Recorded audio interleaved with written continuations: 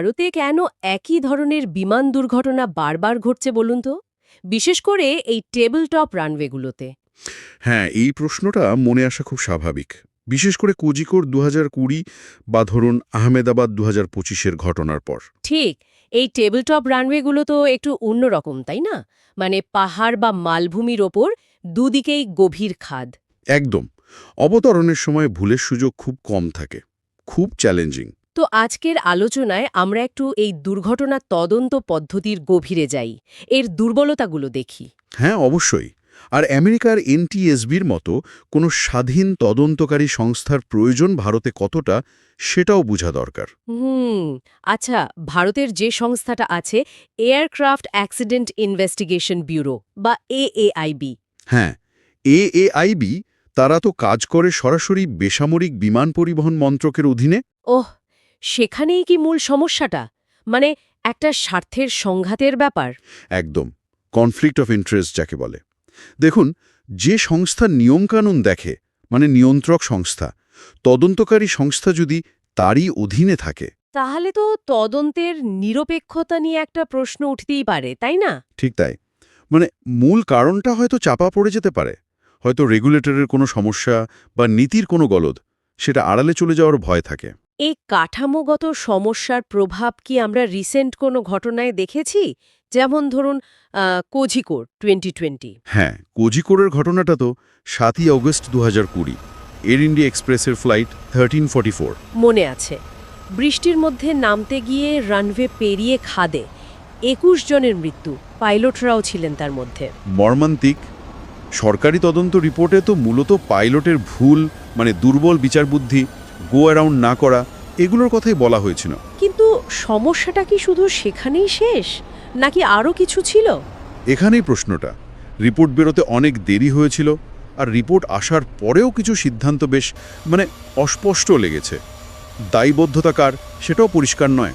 আচ্ছা, পাইলটের ভুল হয়তো ছিল, কিন্তু পরিস্থিতিটা কেন তৈরি হলো সেটার গভীরে কি যাওয়া হয়েছিল যথেষ্ট? মনে হয় না। এখানেই এএআইবি আর আমেরিকার এনটিএসবির পার্থক্যটা খুব চোখে পড়ে। এনটিএসবি তো সম্পূর্ণ স্বাধীন। ওদের নিজস্ব ল্যাব, তদন্তকারী, মনোবিজ্ঞানী সবই আছে শুনেছি। হ্যাঁ, নিজস্ব lab, full time investigator, flight engineer, psychologist. আর সবচেয়ে বড় কথা, ওরা রিপোর্ট করে সরাসরি কংগ্রেসকে, কোনো মন্ত্রকের আন্ডারে নয়। তাহলে মূল ফারাকটা হলো স্বাধীনতা আর পরিকাঠামো, রিসোর্স। একদম, স্বাধীনতা আর রিসোর্স। দুর্ভাগ্যজনকভাবে ভারতের এএআইবি এর এই দুটো জায়গাতেই ঘাটতি আছে। মানে যথেষ্ট ফান্ডিং নেই বা লোকবল। হ্যাঁ, প্রায়শই এই সমস্যাগুলো থাকে। নিজেদের উন্নত ল্যাব সবসময় থাকে না।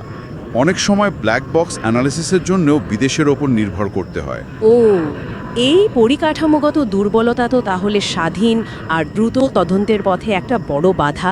অবশ্যই বাধা। আর এই দুর্বলতার জন্যেই কি দুর্ঘটনার পুনরাবৃত্তি হচ্ছে, ঠেকানো যাচ্ছে না? এটা একটা খুব বড় কারণ। দেখুন, প্যাটার্নটা দেখুন। ২০১০-এ ম্যাঙ্গালোর। সেটাও টেবল টপ রানওয়ে, খারাপ আবহাওয়া, ১৫৮ জনের মৃত্যু হয়েছিল। হ্যাঁ,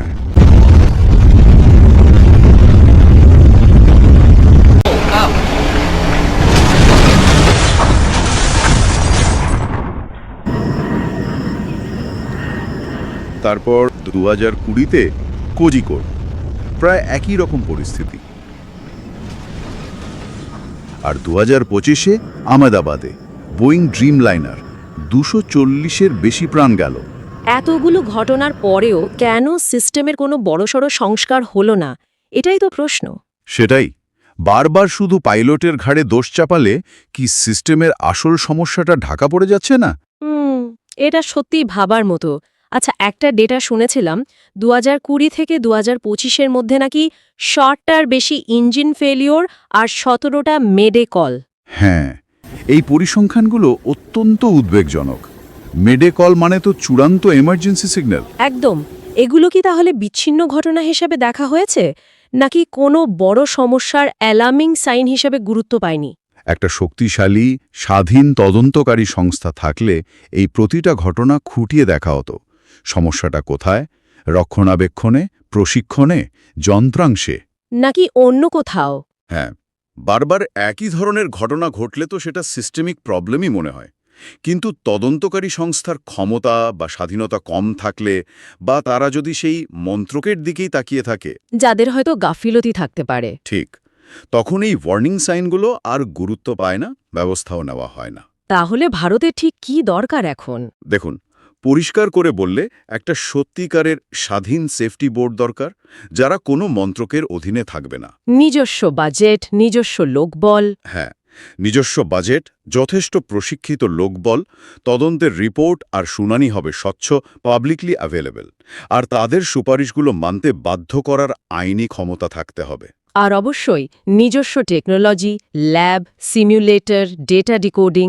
একদম, নিজের ল্যাব, সিমুলেটর, ডেটা ডিকোডিং ব্যবস্থা। মানে এক কথায় ভারতের নিজস্ব একটা শক্তিশালী, স্বাধীন এনটিএসবি টাইপের সংস্থা চাই। বিষয়টা তাহলে শুধু টেকনোলজি নয়, তার থেকেও অনেক গভীর। অবশ্যই, বিমান নিরাপত্তা তো শুধু ভালো প্লেন বা এয়ারপোর্টের ব্যাপার নয়, এটা মানুষের জীবন, ভরসা, আস্থার প্রশ্ন। প্রতিবার দুর্ঘটনার পর শুধু পাইলটকে দায়ী করে দিলে তো আসল সমস্যার সমাধান হবে না। একেবারেই না, গভীরে যেতে হবে, আসল কারণ খুঁজে বের করতে হবে, আর গাফিলতির জন্য দায়ীবদ্ধতা নিশ্চিত করতে হবে। তবেই তো ভবিষ্যতে দুর্ঘটনা এড়ানো যাবে। তার মানে ভারতের বিমান তদন্ত ব্যবস্থার সংস্কারটা আর ফেলে রাখার মতো নয়, এখনই দরকার। অত্যন্ত জরুরি। তবে একটা শেষ প্রশ্ন মনে আসছে। ধরুন এমন একটা স্বাধীন সংস্থা তৈরি হলো, তারপরেও কি এমন কোনো সূক্ষ্ম প্রাতিষ্ঠানিক বা পদ্ধতিগত সমস্যা আড়ালে থেকে যেতে পারে যা ভবিষ্যতে আবার দুর্ঘটনার কারণ হতে পারে? এটা একটা খুব গুরুত্বপূর্ণ পয়েন্ট।